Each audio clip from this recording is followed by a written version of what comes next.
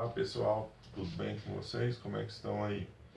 Nós vamos dar sequência agora no nosso conteúdo da física do nono ano. Nós trabalhamos primeiro o movimento uniforme e o movimento uniformemente variado, sem levar em consideração o que estava causando esse movimento. A partir de agora nós vamos estudar as causas desse movimento. Quem vai estudar as causas desse movimento é uma parte da física que nós definimos como sendo a dinâmica. Essa parte ela se fundamenta em três princípios básicos, que são as leis de Newton. Então, para entender melhor a respeito das leis de Newton, geralmente vai estar aparecendo tanto na primeira, na segunda ou na terceira lei o conceito de força. Então, nós temos que entender um pouquinho a respeito do que vem a ser essa grandeza. O que seria a força, então?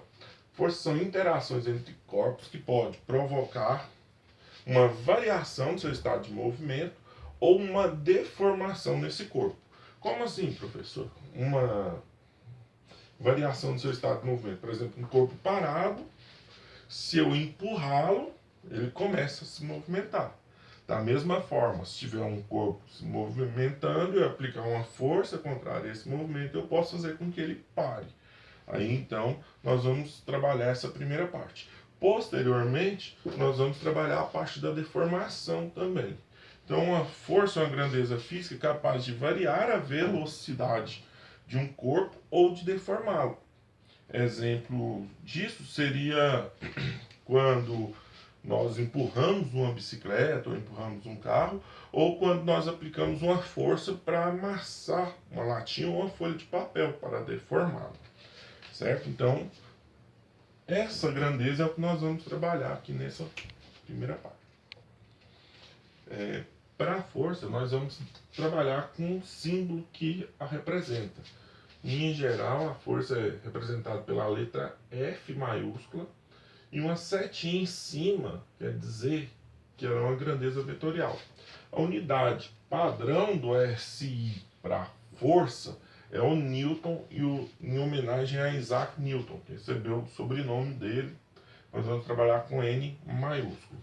Então a força é uma grandeza vetorial. Então lá nas primeiras aulas nós tivemos, eu ainda falei para vocês que nós vamos estudar dois tipos de grandeza. Grandezas escalares, que são aquelas que são acompanhadas um número acompanhado de uma unidade de medida e ela não tem uma orientação específica. Por exemplo, o tempo, a massa, são grandezas escalares. Então, por exemplo, quando eu pego um pacote de arroz e coloco em cima de uma balança que mede a massa, independentemente da orientação que eu colocar esse pacote de arroz, meu resultado será o mesmo. Já as grandezas vetoriais, elas têm que apresentar um módulo acompanhado de uma unidade de medida. O que seria isso?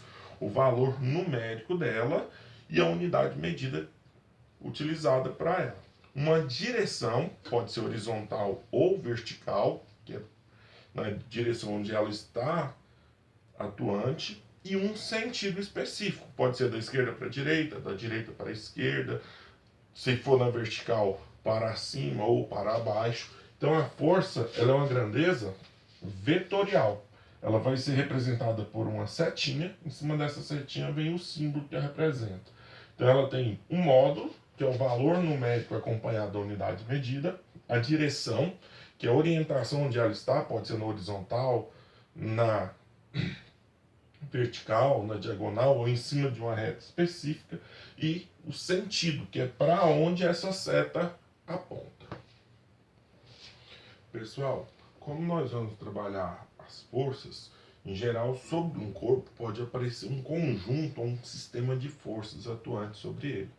Na segunda lei de Newton, nós vamos trabalhar o conceito da força resultante sobre um corpo, que é igual ao produto da massa do corpo pela aceleração que ele adquire. Então nós temos que entender o que seria essa força resultante. Seria aquela força que teria o mesmo efeito em um conjunto de forças. Por exemplo, quando eu estou empurrando um carro, eu estou aplicando uma força sobre esse carro. Se vem outra pessoa me ajudar, ela vai aplicar uma força na mesma direção e no mesmo sentido. Então, as duas forças vão se somar, promovendo um efeito. Se fosse, por exemplo, uma pessoa mais forte, que tivesse a força que eu, mais a pessoa que me ajudou essa força somada, essa pessoa sozinha promoveria o mesmo efeito que nós dois promovemos junto no veículo. Então aqui nós vamos dar alguns casos a respeito da força resultante. O primeiro caso é quando essas forças atuantes sobre o corpo estiverem na mesma direção e no mesmo sentido. Então eu representei aqui um plano horizontal, um corpinho qualquer, uma força F1 na horizontal para a direita e uma força F2 também na horizontal para a direita. Então, o que seria a força resultante sobre esse corpo? É como se eu pegasse essa força F1 mais a força F2 somadas ali. Se por acaso nós tivermos valores numéricos, como que vai ser, então, o resultado para isso aqui? Ó? Se essa F1, por exemplo, fosse 5 newtons, a F2, 3 newtons, qual seria o valor da nossa força resultante? Então, para calcular essa força resultante, eu vou pegar F1 mais F2. Então, nossa força resultante seria o valor de F1, que é 5, mais o valor da F2, que é 3, e daria 8 newtons. Então, essa força resultante sobre esse corpo, 8 newtons. Pessoal, dando sequência, no segundo caso, quando as forças atuantes sobre o corpo estiverem na mesma direção e em sentidos opostos ou contrários. Por exemplo, nós temos aqui nosso corpinho, apoio ele na horizontal, tem uma força F1 puxando ele para a direita e uma força F2 puxando ele para a esquerda. Seria a força resultante, a soma vetorial dessas duas forças. Isso aqui é um exemplo típico do cabo de guerra. Por exemplo, tem uma pessoa puxando para a direita, uma pessoa puxando para a esquerda. A que tiver maior força vai ganhar a disputa do cabo de guerra. A mesma forma é aqui. Então, nessa situação, o que nós vamos fazer? Nós vamos pegar a força da direita menos a força da esquerda. Por que assim? Igual na matemática. Nós não definimos o eixo ali, a origem dele como sendo zero. Tudo que está à direita do zero, positivo. Tudo que está à esquerda do zero, negativo. Daqui da mesma forma. Então, para facilitar, nós podemos pegar o módulo, que é o valor numérico da força da direita como positivo, menos o valor da força que está para a esquerda, que é negativo. Por exemplo, vamos supor que aqui a força F1 tivesse um valor de 7 newtons e a força F2, 3 newtons. Então a força resultante seria a força da direita, que é 7, menos a força da esquerda, que é 3. Então o valor vai dar 4 newtons. Concorda que isso aqui deu um valor positivo? Então minha força resultante é a mesma orientação da força para a direita, que vai ser mais 4 newtons. O sinal aqui vai te dar orientação de sentido. Por exemplo, positivo para a direita, se for na vertical, para cima. Negativo para a esquerda, se for na vertical, para baixo. Ok? Pessoal, aqui agora nós vamos falar sobre o terceiro caso, que seria quando nós tivermos aqui duas forças atuando sobre um corpo, formando entre essas forças um ângulo qualquer. Para encontrar ou para representar graficamente essa força, nós vamos considerar os dois vetores coincidindo no mesmo ponto. E na ponta desse vetor de baixo, que é o F1, eu vou traçar uma reta paralela ao F2. Da mesma forma, na ponta do F2, eu vou traçar uma reta paralela ao F1. Onde esses dois pontos se cruzam, onde vai finalizar o nosso vetor força resultante. Ele se inicia aqui, ó, no ponto de incidência do começo dessas duas forças, onde elas se encontram aqui, onde elas se cruzam lá na frente. Então essa aqui seria a representação da nossa força resultante. É como se essas duas forças pudessem ser substituídas por essa única aqui, que é a diagonal desse paralelogramo.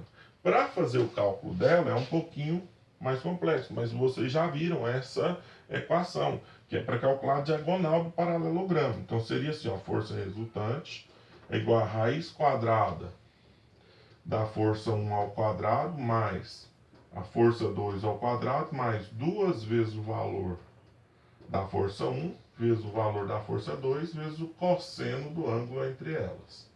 Por exemplo, vamos dar valores aqui então para ver como que ficaria isso aí. Ó. Vamos colocar essa força 1 como 3 newtons, a força 2 como 4 newtons, por exemplo.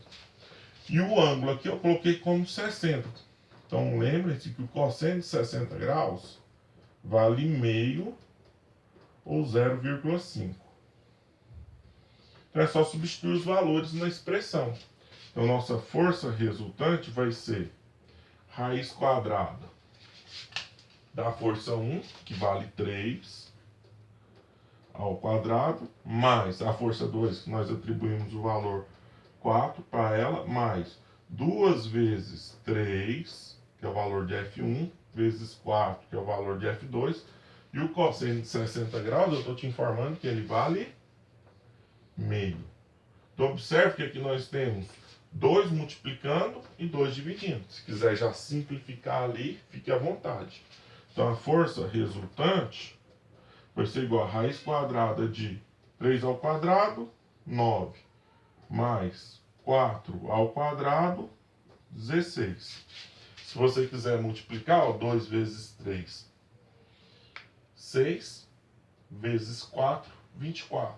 Dividido por 2, 12. Ou, simplesmente eu posso cortar esse 2 com esse. 3 vezes 4, 12. Então, nossa força resultante seria raiz de 9 mais 16, 25, mais 12, 37 newtons. Então, nós podemos deixar em função da raiz ou colocar o valor numérico. Força resultante igual aproximadamente igual raiz de 37, eu não sei, mas eu sei que de 36 é 6. Então vai ser 6,1. Está mais próximo da raiz de 36, que é 49, que é o próximo, que seria 7.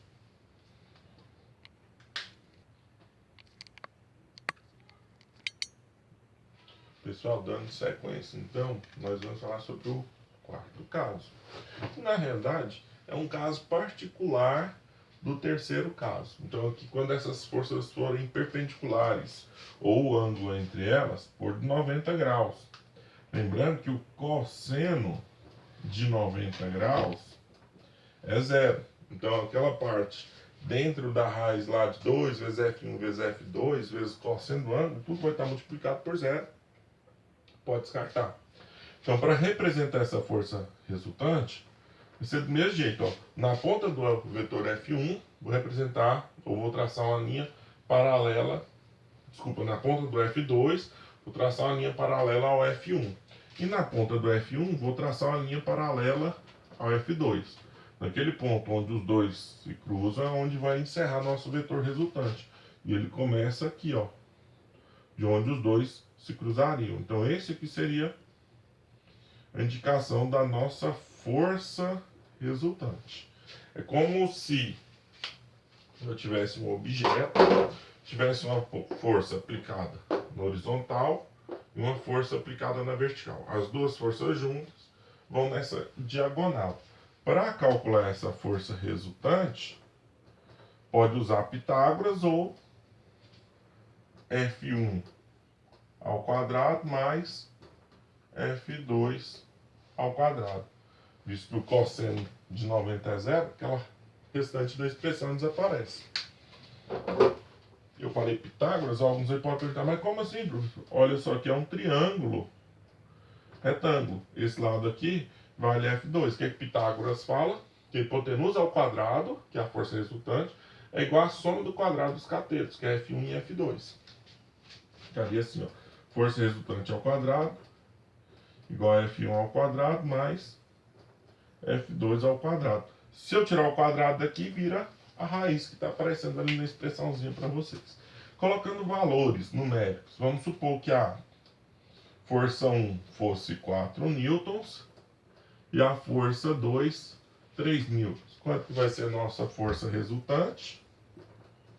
Famoso triângulo, 3, 4, 5, né? Então aqui, ó, F1 vale 4 ao quadrado, mais 3 ao quadrado. Então a força resultante seria 4 ao quadrado, 16, 3 ao quadrado, 9. Então essa força resultante vale raiz de 25. ou seja, 5 newtons. Então aqui eu vou estar encerrando esse primeiro vídeo, termina com a parte das forças. Na sequência teremos um vídeo aí a respeito das 3 leis de Newton.